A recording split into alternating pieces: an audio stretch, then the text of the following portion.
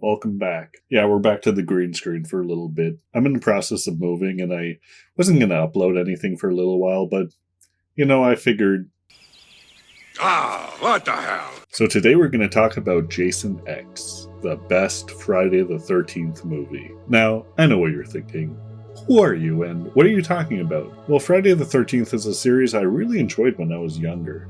I don't know why I got into it. I guess because the hockey mask was cool. That's probably the main reason. But this was actually the only Friday the 13th movie that came out after I was born. Well, okay, there was Jason Goes to Hell, but we don't talk about Jason Goes to Hell. So it was interesting to see a brand new Friday the 13th movie because this was like ancient to me. These movies came out in the 80s. They felt like a relic of the past, which they are.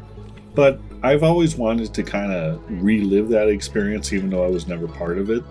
And I finally got that chance with Jason X in 2001. The Friday the 13th franchise actually started with a real banger first film. While it was much better than a lot of the other movies to follow, the only problem was that Jason was missing from the movie. Listen, it was Jason. I saw that movie 20 goddamn times! Then you should know Jason's mother, Mrs. Voorhees, was the original killer. One of the problems I have with the Friday the 13th film series is that it doesn't feel like there's any one movie that captures everything about the series as a whole. Every single movie is missing some element. The first movie is missing Jason. The second movie is missing the hockey mask. The third movie has the hockey mask, but it's the most forgettable one. I'd say that the fourth film, ironically the final chapter, is probably the most all-encompassing Friday the 13th movie.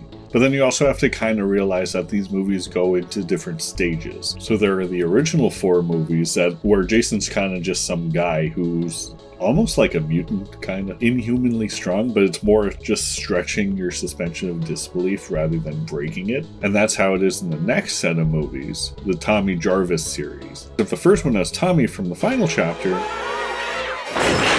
but spoiler alert, it doesn't have Jason.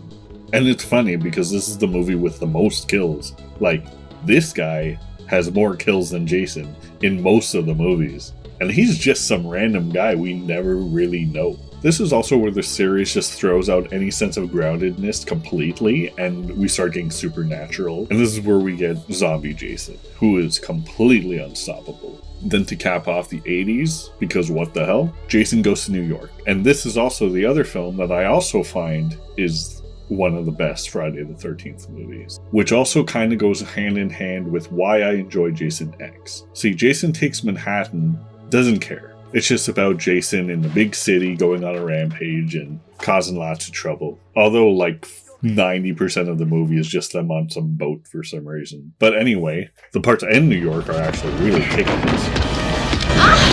In the 90s, they kind of tried to keep it on its last legs and keep it going for Jason Goes to Hell, but that movie can go to hell, because it sucks. Oh, except for the beginning. The beginning's awesome. Look at this. Oh, they're gonna bring out the grenade. Oh, he's gone. You also get this tease.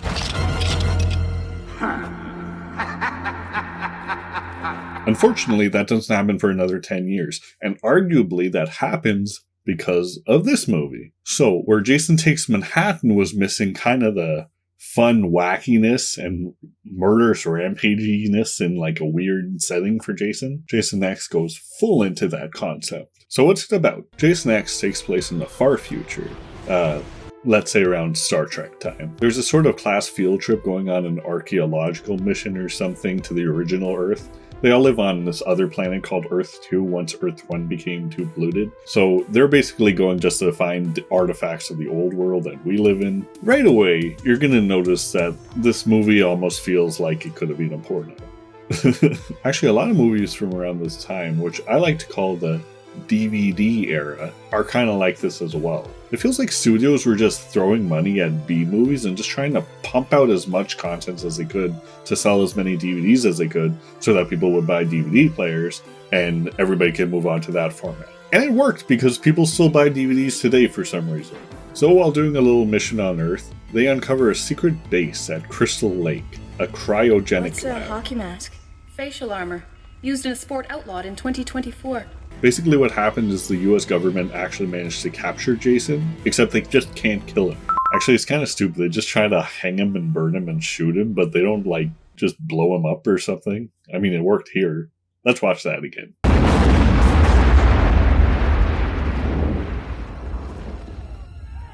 Yes! Yeah. So instead they decide to freeze him and figure in the future maybe they'll find a way to kill him somehow once and for all. Except what happens is everything of course goes wrong in typical Friday the 13th fashion, and the woman who's in charge of the project gets frozen with him. Mid-kill, which is really cool.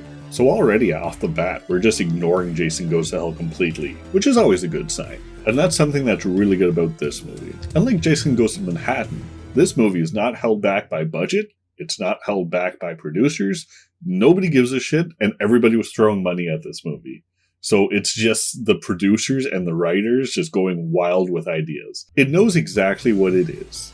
Jason is in space. That is the plot of the movie. Now when I say that, what do you think of? Jason just getting into silly situations in a futuristic spaceship, killing different people in different weird ways. That's exactly what the movie is, and it's amazing. And this movie probably has some of the best kills, or at least most interesting kills of the entire franchise as well. The iconic one that everybody knows is nitroglycerin, but there's also this one. Oh, this sucks on so many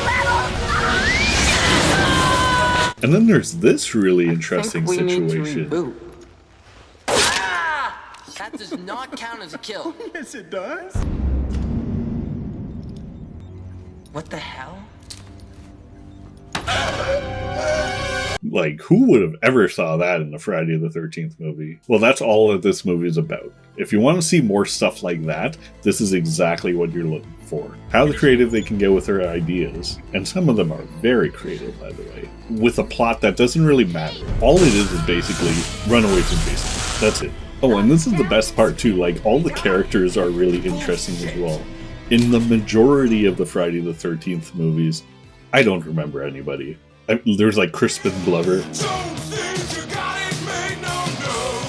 This guy, Tommy Jarvis, I guess. This girl, who I always confuse with this girl. Even Nightmare on Elm Street does the characters better. Friday the 13th never really had anybody to follow. You're following Jason, and this movie is 100% aware of that, because that's all you get. And of course they get returning actor Kane Hodder to star as Jason, which is absolutely perfect, because he also plays Jason in Jason Takes Manhattan. Kane Hodder understands this role. Just the attitude that he could bring to when you can't even see his face and just his body language. He understands Jason.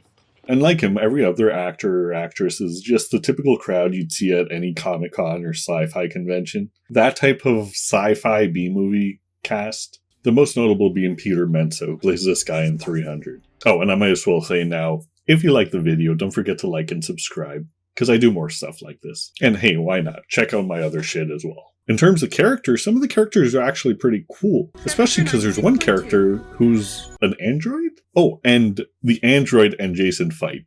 And it's like way better than any of the other fights in the series too. Gotcha.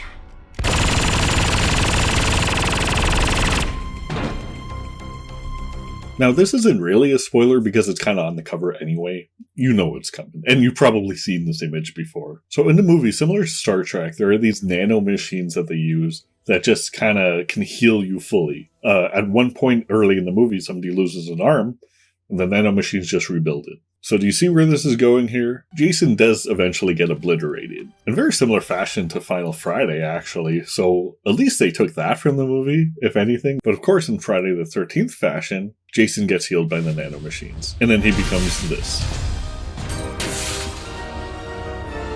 So that should be alone reason enough to watch the movie. And I don't want to spoil it either, but definitely the final solution to getting rid of Jason is really badass too. So anyway, if you're looking for just a crazy, wild popcorn slasher flick, this is exactly right for you. It's obviously not the greatest movie, but it excels very well at what it wants to do. Anyway, that's all I have to say about that.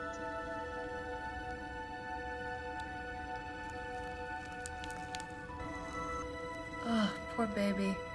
No wonder you wore this thing.